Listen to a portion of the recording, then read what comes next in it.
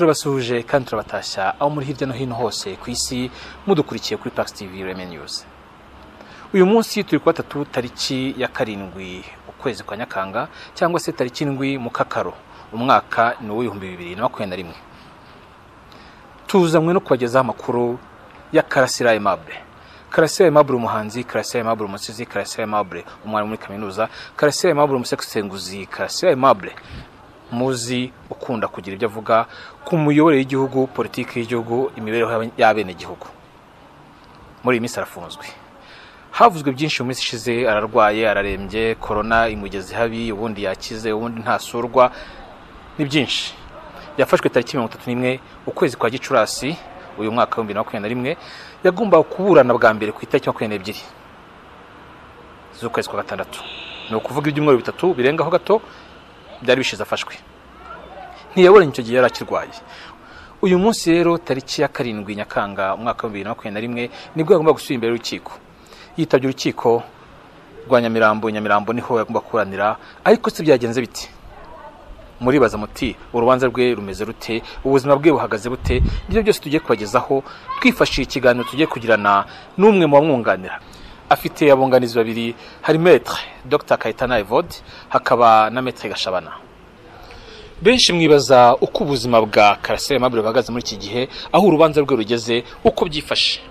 Nibyo tugiye kubagezaho kugira ngo mubashe kumenya uko uyu munsi ishusho rusange y'ubuzima bwa Karasira yifashe, haba ku rubanza, haba mu buzima n'ibindi. Urubanza rwangubwa kuba rwashyizwe mu gisa n'umuhezo, kuko igitangazamakuru ryageraga i Nyamirambo ku rukiko, abanyamakuru babwiye ko batemereye kwinjira mu cyumba cy'iburanisha. Yewe n'umwe mu bunganizi ba Karasira Aimable yahageze nawe asanga byahindutse, bamubwira ko ajya kumwunganira ku Kicukiro aho afungiwe. Yanyarukiyeyo, abanyamakuru nabo banyarukirayo, ariko bo ntibemererwa kwinjira, n'ubundi bari bategereje kugira icyo batangarizwa n'abunganizi. Urubanza rurangiye, urubanza rwimuwe kubera izihe mpamvu? Ese yarakize neza cyangwa yarorohewe? Ni mu kiganiro kigufi tujyana na Dr Kayitana Evode, Maître wunganira Karasira Aimable.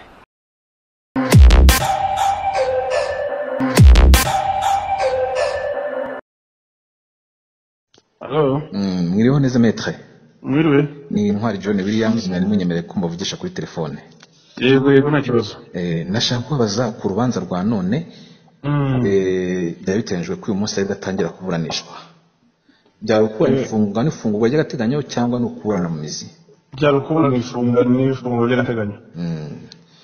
None twageze ku rukiko Nyamirambo, batubwira ko bidakunda ko dukurikirana urubanza. Byagenze bite kugira ngo urujye mu muhezo? Uko byagenze ibyo ntanjye ntabwo mbizi, kuko urukiko n'urwo rwategetse ko iburanisha riri bubere hakoreshejwe ikoranabuhanga. Iryo koranabuhanga ariko nabyo ntibemeraga ko tuba twajya nk'abanyamakuru mu cyumba cy'iburanisha ngo tubikurikire nk'uko bigenda ku zindi manza. Baba baberuriye ko ruri mu muhezo? Ntabwo bigeze bavuga ko rubera mu muhezo, bavuze ko rubera ku ikoranabuhanga gusa. Twebwe twagiye Kicukiro aho afungiye, tumwunganira turi kumwe nawe muri ofisi bari baduhaye irimo computer. Hanyuma kuba umucamanza we yarari Nyamirambo, abacamanza bari Nyamirambo, niho twavugaga twebwe nk'itangazamakuru batemeye ko dukurikirana urubanza. Tunaza ku Kicukiro aho ngaho, tuguma hanze. Mu gusohoka nta byinshi mwatangaje, ariko uretse ibyo bikeya Gashabana yabaye kuganira n'abanyamakuru, nabwo atari gutanga amakuru. Ariko se ikigomba gukurikira kuki urubanza barwimuye bigenze bite? Barwimuye kubera ko twe twabisabye ko urubanza barwimura, kuko icya mbere twavuze yuko hari raporo ya expertise twasabye CHK, kuko amaze imyaka nk'itatu ahavurirwa muri department y'indwara zo mu mutwe. Dusaba rero twandikiye CHK dusaba yuko abaganga bamuvuye muri imyaka 3 basobanurira urukiko uburwayi bwo mu mutwe bamuvuraga, bakanasobanura niba batabona ko cyangwa babona niba hari relationship hagati y'ubu burwayi, wenda n'amagambo amwe n'amwe yaba yaravuze tukanasaba yuko basobanura niba babona ari umuntu ukwiye guhanwa no gufungwa cyangwa se niba ari umuntu ukwiye kuvuzwa kuko mu mategeko umuntu ufite ibibazo byo mu mutwe hari igihe ari ibibazo bikomeye adahanwa ahubwo avuzwa. ibyo rero twarabibandikiye ku itariki 7/7 kugeza n'ubu tukaba twabona igisubizo tukaba twasabye urukiko ko rudashobora kuburanisha urubanza rw'umuntu uvuga ko afite ibibazo byo mu mutwe mu gihe abaganga batari batanga raporo basabwe, mu gihe abaganga bataremeza ko ari muzima ku buryo buhagije ku rwego rwatuma burana. yego yashaka urwego rwatuma burana kugira ngo abaganga babanze bemeze niba uwo muntu ari umuntu, mu gifaransa bimwe bavuga ngo umuntu uri pénalement responsable. ni ukuvuga ngo umuntu uri responsable y'ibyo yakora cyangwa ibyo yavuga ku buryo agomba kubihanirwa, kuko mu mategeko ntabwo umuntu ufite ibibazo byo mu mutwe akurikiranwa ngo ahanwe. twebwe niyo ngingo dushaka gushingiraho kugira ngo twerekane yuko akwiye gufungurwa by'agateganyo, kuko tubona n'umumizi icyaha kitamuhama, kuko umuntu ufite ibibazo byo mu mutwe atajya ahamwa n'ibyaha. none metre ariko usibye yuko tunavuga yuko n'ibyo yavuze atari ibyaha.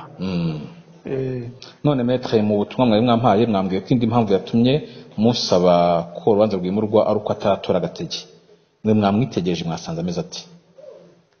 ngo twamwitegereje tubona ko corona yarayikize, nta nubwo tubona ari ingaruka zikomeye, kuko hari abantu bava muri ibitaro bya corona barangiritse ibihaha, ariko ubona ko nta bihaha yangiritse, donc nta kintu yangiritse, ameze neza.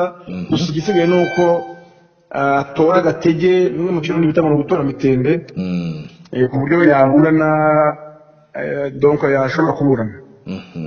donc turavuga ko akiri faible ku buryo adakwiye kuburana ubu ngubu. ese ku magara ye nubwo ubuzima bw'umuntu ari ubanga bwe bwite, iyo mumureba mubona ari fit, ameze neza, uretse kuba ataratora agatege physically mu bigaragarira amaso ameze neza cyangwa nabwo aratentebutse? physically ntabwo navuga ko ameze nabi, ntabwo ameze neza physically rwose, ntabwo najya guca igikuba ngo ameze nabi, ameze neza. gusa afite ikibazo cy'ubukene, kuko amafaranga ye yose barayafatiriye, yari mu rugo, yari ari ku makonte yose barayafatiriye, ku buryo ubu ntashobora no kugura amata ngo anywe ngo agire gute. rero twafashe gahunda yuko tugiye kwandikira ubushinjacyaha bukagira amafaranga burekura kugira ngo ashobore kubaho ndetse no kwishyura n'abavoka, kuko kugeza ubu abavoka bari bashobora kwishyura kuko nta kintu na kimwe kidafatiriwe. none metre, urubanza mwasabye ko ruzasukurwa ku itariki 26 cyangwa niyo babahaye? kuko ndibaza niyo baduhaye n'urukiko rwayiduhaye, ntabwo twayisabye n'urukiko rwayiduhaye. ibyumweru 2, ubwo ibyo byose mukeneye ni ibintu 3: ko atora agatege, mu kinyarwanda bagitabwa rubuyanja nubwo iryo jambo benshi batakikoresha. icya kabiri ni uko mubona expertise medicale yo kuri CHK wivuza indwara zo mu mutwe. icya gatatu ni icyo ngicyo cy'uko yabona n'amafaranga yo kuba yiyitaho muyo bafatiriye hakagira make arekurwa. ibyo byumweru 2 mufite icyizere ko hari ikiba gikozwe muri ibyo byose uko ari 3 cyangwa byose uko byakabaye? ubushake buhari, ndumva nta kibazo cyakabayeho, kuko abaganga iyo baba twayibahaye CHK ku itariki 2/7, ndumva n'ubu ngubu babishatse barasubiza, ntabwo bakagombye no kugeza ku wa 5 batarabisubiza. ntabwo gukora raporo medicale ntabwo byatwaye iminsi irenga 5 uhereye uyu munsi.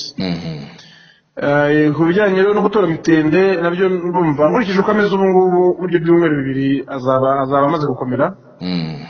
hanyuma n'ibyo ngibyo byo gutanga amafaranga kuyarekura, nabyo ndumva bitakagombye kuba ari ibintu byarenza iminsi 2 hari ubushake bwo kuyarekura. nanone ikindi mbabaza ni uko yafashwe ku itariki 31 z'ukwezi kwa 5, akaba yaragombaga kuburana bwa mbere ku itariki 22 z'ukwezi kwa 6, nubwo bitabaye kubera ko yararwaye.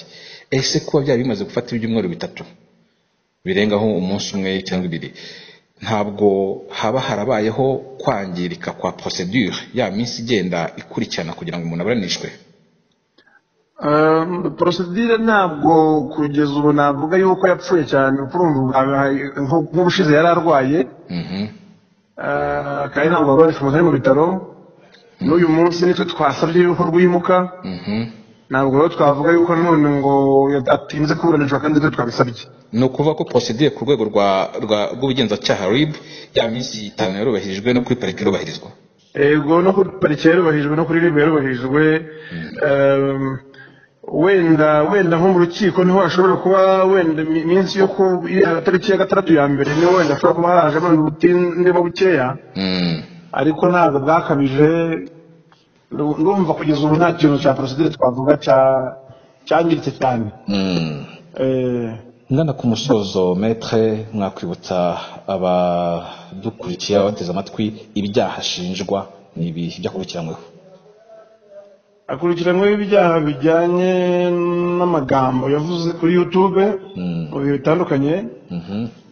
3 ni ibyaha byerekeranye no gupfobya jenoside, kuyiha ishingiro no kuyihakana. Hanyuma icya 4 ni icyaha kijyanye n'amacakubiri nacyo gishingiye ku magambo yavuze.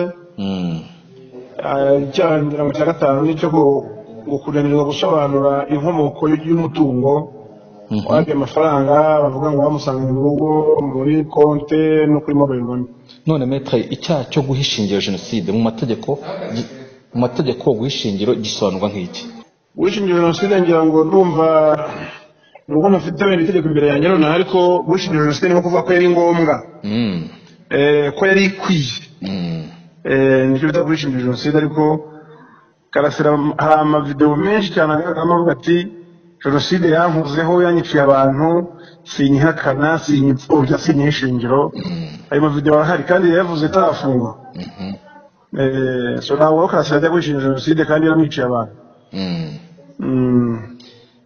Cyanyuma rero ni ikijyanye no kuba abantu benshi nubwo afite ubuzima bwe bwite we nk'umuntu ku giti cye uri gatozi, ariko nk'umuntu wabaye public figure hari abantu bakeneye kumenya ngo umuntu wacu, umuntu tuzi abaye hatamiza ate, bakenera guhumurizwa cyangwa se gusobanukirwa uko bihagaze muri rusange. Ishusho generale, ishusho rusange y'ubuzima bwa Karasira no guhagaze mu Rwanda rwe mu magambo make Maître. Ishusho rusange afunzwe neza, nta kibazo, nta muntu umukubita cyangwa ngo amugirire nabi. Ikibazo wenda gihari ubu ngubu ni kiriya kibazo cy'amafaranga yose yafashwe ku buryo adashobora kubona ibyo kurya bikenewe, kandi urabona ni umuntu uvuye mu bitaro, ni umuntu urwara diyabete, ni umuntu ugira hypertension, urumva n'abakeneye kunywa amata, abakeneye kugura ibyo kurya byiza. Ibyo rero ntabwo ubu ngubu bakibishoboye, nta nubwo ashoboye no kwishyura abavoka kugeza uyu munsi kuko amafaranga yose barafashe. Aho ngaho niho navuga habangamiye ubuzima bwe kubera adashobora guhaha ibyo akeneye. None ko yasubiye aho yanduriye coronavirus, nta mpungenge mufite ko yakongera kwandurira cyangwa hashyizweho ingamba zituma atongera kuba yakwandura? Impungenge zo zirahari kuko muri police station hose habamo corona nyinshi, kubera ko haba hafungiyemo abantu benshi kandi begeranye. Izo mpungenge zo zirahari rwose, yaba byashobokaga akaba yakurikirana muri hanze, ngira ngo nibwo umuntu yashira impungenge, naho ibya corona byo ni ikibazo birumvikana. Bivuga ko ingufu nyinshi muzikiza mu kuba yaburana ari hanze. Yego nibyo twebwe twifuza. Mwakoze cyane Dr. Kayitana ku kiganiro mujyanye na Taxi TV, mwe nka Maître wa Karasira. Mwakoze cyane.